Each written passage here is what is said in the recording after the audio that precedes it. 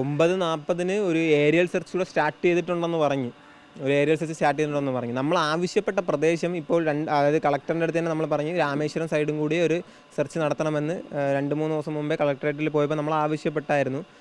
ആ സെർച്ച് അവർ ചെയ്യാമെന്ന് പറഞ്ഞു. പക്ഷേ അതിന് ശേഷം നമ്മളിവിടെ വന്നപ്പോൾ ഇന്നലെ ഫിഷറീസ് വകുപ്പ് മന്ത്രി വിളിച്ചിട്ടുണ്ടായിരുന്നു. വകുപ്പ് മന്ത്രി ചോദിച്ചായിരുന്നു എന്താ ചെയ്യേണ്ടതെന്ന് ചോദിച്ചപ്പോൾ ഞാൻ ആവശ്യം മാത്രമേ പറഞ്ഞുള്ളൂ. അതായത് രാമേശ്വരം സൈഡും കൂടെ ഒന്ന് സെർച്ച് നടത്തണം, ഏരിയൽ സെർച്ച് നടത്തണമെന്ന് പറഞ്ഞപ്പോൾ പുള്ളി ചെയ്യാമെന്ന് പറഞ്ഞു. അതിനെ തുടർന്ന് ഉടനെ വിളിക്കുകയുണ്ടായി. വിളിച്ചതിന് ശേഷം ഏത് സെർച്ചാണ് വേണ്ടതെന്ന് ചോദിച്ചു. അപ്പോൾ ഏരിയൽ സെർച്ചാണ് വേണ്ടതെന്ന് കൃത്യമായിട്ട് പറഞ്ഞു. അപ്പോൾ അത് ചെയ്യാമെന്ന് പറഞ്ഞു, അതിൻ്റെ ഇത് കൊടുക്കുന്നുണ്ടെന്ന് പറഞ്ഞു. രാമേശ്വരം സൈഡ് ഇതുവരെ ഏരിയൽ സെർച്ച് തുടങ്ങിയിട്ടില്ല. അതിൻ്റെ ഒരു അപ്ഡേറ്റ് 11:40 ആകുമ്പോൾ തരാമെന്ന് പറഞ്ഞു. ഓക്കെ, ഇപ്പോൾ ഏകദേശം വന്നിട്ടുണ്ടാവണം. അതിൻ്റെ അപ്ഡേറ്റ് തരാമെന്ന് പറഞ്ഞു. അത് നമുക്ക് ഇനി നോക്കി തന്നെ കാണണം. അപ്പോൾ ഇത് നിങ്ങൾക്ക് എല്ലാവർക്കും അറിയാമെന്നുള്ള കാര്യമാണ്. ആദ്യഘട്ടങ്ങളിൽ ഇതിൻ്റെ സെർച്ച് എങ്ങനെ നടന്നു, ഇപ്പോൾ ഇതിൻ്റെ സെർച്ച് എങ്ങനെ നടക്കുന്നു. വേരിയേഷൻ ഉണ്ടോ എന്ന് ചോദിച്ചാൽ വേരിയേഷൻ ഉണ്ട്. ആദ്യഘട്ടങ്ങളിൽ നടന്നതിനേക്കാളും മെച്ചപ്പെട്ട സെർച്ചാണ് ഇപ്പോൾ നടക്കുന്നത്. അത് എത്ര തന്നെയാണെങ്കിലും, ഒരു ഷിപ്പാണെങ്കിൽ ഒരു ഷിപ്പ്, 2 ഷിപ്പാണെങ്കിൽ 2 ഷിപ്പാണെങ്കിലും ആദ്യഘട്ടങ്ങളിൽ നടന്നതിനേക്കാളും മെച്ചപ്പെട്ടൊരു സെർച്ച് ഇപ്പോൾ നടക്കുന്നു. എന്തുകൊണ്ട് ആദ്യഘട്ടത്തിൽ നടന്നില്ല? ഇനി ഞാൻ അതിനെയും ബ്ലെയിം ചെയ്യുന്നില്ല. ഈ ആദ്യഘട്ടത്തിൽ നടക്കാത്തത് കൊണ്ടാണ് ഞങ്ങൾ ചോദ്യം ചോദിച്ചതും ഞങ്ങളുടെ ആവശ്യം ചോദിച്ചു ഓരോരുത്തരുടെ അടുത്തും പോയതും.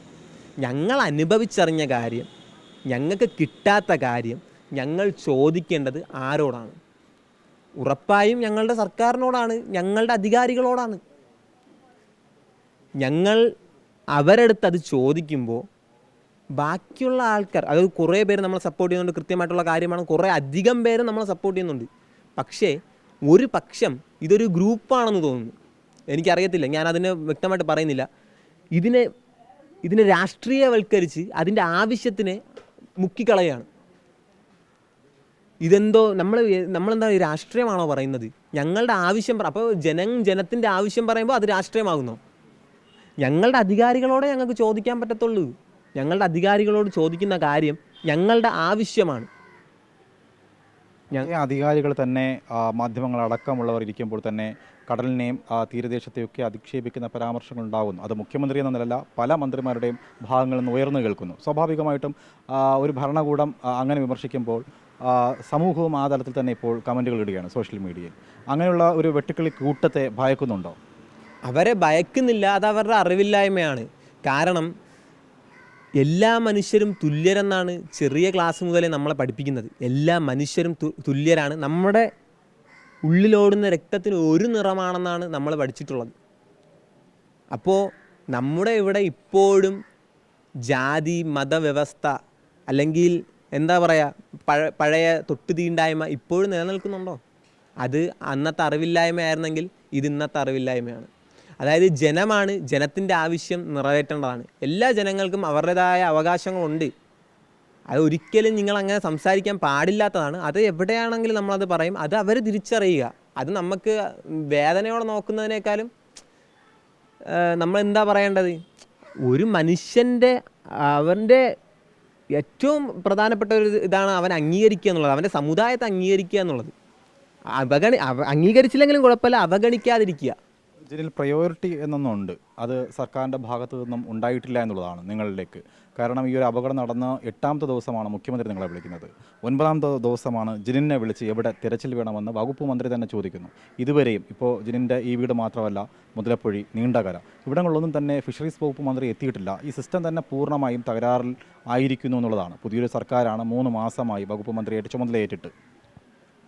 ഇതിൻ്റെ ഉത്തരം എന്താണെന്ന് നിങ്ങൾ മുഖ്യമന്ത്രിയോട് തന്നെ ചോദിക്കുക, അല്ലെങ്കിൽ ഇതിൻ്റെ വകുപ്പ് മന്ത്രിയോട് തന്നെ ചോദിക്കുക. എന്തുകൊണ്ട് ഇത്രയും നാളായിട്ട് നിങ്ങൾ ഇടപെട്ടില്ല എന്ന്. കാരണം ഇതിൻ്റെ ഉത്തരം ഞാൻ പറയുകയാണെങ്കിൽ അതിനെയും രാഷ്ട്രീയവൽക്കരിക്കാൻ ഒരു പറ്റമുണ്ട്. എനിക്കതിന് താല്പര്യമില്ല. ഒരൊറ്റ കാര്യത്തിൽ ഞാൻ സ്റ്റിക്ക് ഓൺ ചെയ്ത് പറയുകയാണ്, ഞങ്ങളുടെ ആവശ്യമാണ് ഞങ്ങൾ ഉന്നയിച്ചത്. ഞങ്ങൾക്ക് വേണ്ട കാര്യം ഞങ്ങളുടെ അധികാരികളോട് ഞങ്ങൾ ഉന്നയിച്ചു. അതിനുത്തരം ഇവിടെ വന്നത് വനവകുപ്പ് മന്ത്രിയാണ്.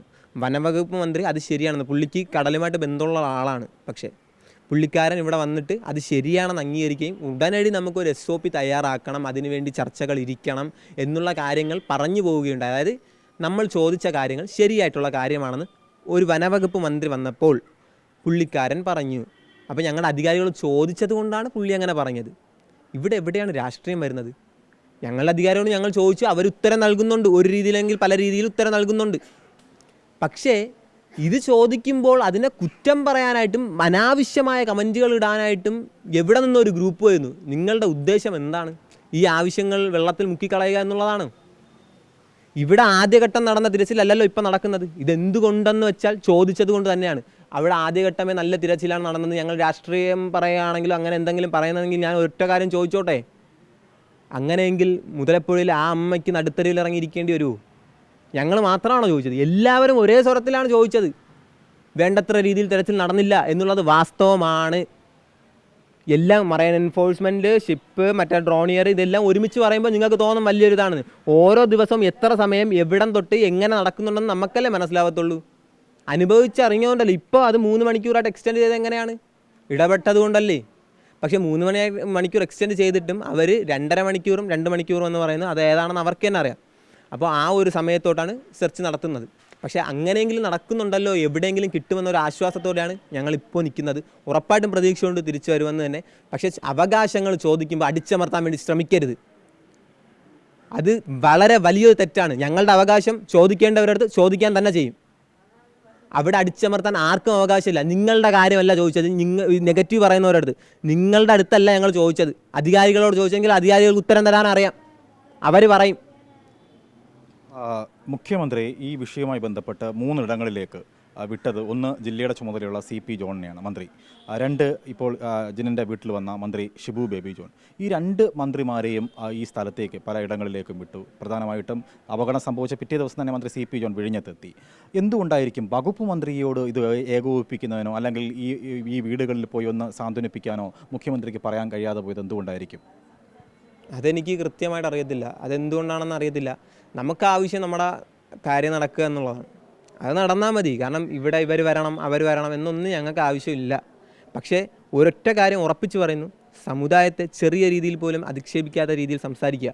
കാരണം നിങ്ങൾ അധികാര കസേരകളിൽ ഇരിക്കുന്നവരാണ്. അത് തെറ്റിദ്ധരിപ്പിക്കപ്പെടും, അനാവശ്യമായ രീതിയിൽ തെറ്റിദ്ധരിപ്പിക്കപ്പെടും. കാലാകാലങ്ങളായിട്ട് ഞങ്ങൾ നേരിടുന്നത് വലിയൊരു പ്രശ്നമാണത്. ഞങ്ങളുടെ അവകാശങ്ങൾക്ക് വേണ്ടി ഞങ്ങൾ നിൽക്കുമ്പോൾ ഞങ്ങൾ വികസന വിരോധികളും മറ്റും പല ഇതും ആകുന്നു. ഇപ്പോൾ ഞങ്ങൾക്ക് ഞങ്ങൾ എന്തിനോ വേണ്ടി പറയുന്നത് പോലെയാണ്. ഞങ്ങളുടെ അവകാശത്തിന് വേണ്ടിയിട്ടാണ് പറയുന്നത്. തെരച്ചിൽ ഊർജിതമാക്കണം, അതിപ്പോഴും പറയാൻ തന്നെ ചെയ്യും. നിലവിൽ നടക്കുന്ന തിരച്ചിലിൽ ഒരു തൃപ്തിയുണ്ട് അല്ലേ? തൃപ്തി ഉണ്ടോയെന്ന് ചോദിച്ചാൽ നേരത്തെ നടന്നതിനേക്കാളും ഫാർ ബെറ്ററാണ്. പക്ഷേ ഇങ്ങനെയും അല്ല തിരച്ചിൽ നടക്കേണ്ടത്. ഇമ്മീഡിയറ്റ് ആയിട്ടുള്ള rescue operation, not searching operation, rescue ഓപ്പറേഷനാണ് നമുക്ക് വേണ്ടത്. ആ റെസ്ക്യൂ ഓപ്പറേഷൻ ഇനിയുള്ള കാലത്തെങ്കിലും, നാളെയും മത്സ്യത്തൊഴിലാളികൾ കടലിൽ പണിക്ക് പോകും. ഇപ്പോൾ പറയും ഇവൻ്റെ അച്ഛനൊന്നെങ്കിൽ ഇവനെന്താ ബാക്കിയുള്ളവരുടെ കാര്യം സംസാരിക്കുന്നത്. മത്സ്യമെന്ന് കടലിൽ പണിക്ക് പോകുന്നവർ ഇങ്ങനെ മറ്റുള്ളവരെ കുറിച്ച് ചിന്തിച്ചതുകൊണ്ടാണ് 2018 പ്രളയകാലത്തും ഇപ്പോഴത്തെ പ്രളയകാലത്തും അവർ വള്ളങ്ങളെടുത്ത് അവിടെ വരുന്നത്. അവർ പൊതുവെയാണ് ചിന്തിക്കുന്നത്. ജിനിൽ, ഇപ്പോൾ കടൽക്ഷോഭം ഉണ്ടാകുമ്പോൾ സ്വാഭാവികമായിട്ടും കോസ്റ്റൽ പോലീസിൻ്റെ ബോട്ടുകൾക്ക് അതിവേഗത്തിലെത്താൻ കഴിയില്ല. ഒരുപക്ഷെ ഇപ്പോൾ മത്സ്യത്തൊഴിലാളി സംഘടനകൾ അടക്കമുള്ളവർ കഴിഞ്ഞ ദിവസം മുന്നോട്ട് വെച്ച ഒരാശയം ഈ സോണുകളായി തിരിച്ച് തിരുവനന്തപുരം, കൊച്ചി, കോഴിക്കോട് സോണുകളായി തിരിച്ചിട്ട് എയർ റെസ്ക്യൂ ഓപ്പറേഷൻസ് 24 മണിക്കൂറും അതിൻ്റെ സേവനം ഹാർബറുകൾ കേന്ദ്രീകരിച്ചുണ്ടാകണം എന്നുള്ളതാണ്. എയർ റെസ്ക്യൂവിൻ്റെ ഓപ്പറേഷൻ അപ്പുറം തന്നെ എയർ റെസ്ക്യൂവിൻ്റെയും അതുപോലെ തന്നെ എയർ ആംബുലൻസും വേണമെന്നുള്ളതാണ്. ഇത് ഇതുവരെ നടപ്പിലാക്കാനായിട്ട് കഴിഞ്ഞിട്ടില്ല. പലപ്പോഴും ഒരു അപകടം ഉണ്ടായി കാലതാമസം ഉണ്ടാകുന്നു. ഇവിടെ തന്നെ ഈ പറയുന്ന ജോൺ എന്ന് പറയുന്ന വ്യക്തിക്കൊപ്പം ഉണ്ടായിരുന്ന മത്സ്യത്തൊഴിലാളികളൊക്കെ രക്ഷപ്പെട്ടത് തലനാരിഴയ്ക്കാണ്. അതായത് എയർ ആംബുലൻസ് ഇത് മാത്രമല്ല നമുക്ക് വേണ്ടത്. എയർ ആംബുലൻസ് പോലുള്ള സർവീസുകൾ നമുക്ക് വേണമെന്ന് നേരത്തെ പറഞ്ഞുകൊണ്ടിരിക്കുകയാണ്. പക്ഷേ ഓഖി വന്നിട്ട് നാളെ ഇതുവരെ 2026 ഇപ്പോൾ. ഇതുവരെയും അപ്പം മനുഷ്യജീവൻ, അവൻ്റെ ജീവന് വിലയുണ്ടെങ്കിൽ നമ്മളത് ഡെവലപ്പ് ചെയ്യണ്ടേ? ഇത് പറയുമ്പോൾ രാഷ്ട്രീയവൽക്കരിക്കരുത്. പറയുകയാണ് വീണ്ടും രാഷ്ട്രീയവൽക്കരിക്കരുത്. ഞങ്ങളുടെ ആവശ്യം ഇത്രയും കാലമായിട്ട് നടന്നില്ല, ഇപ്പോൾ ആപത്ത് പറ്റിയിരിക്കുന്നു, നിങ്ങൾ വന്ന് ചോദിക്കുന്നു, ഞങ്ങൾ പറയുന്നു. അത് മനസ്സിലാക്കുക.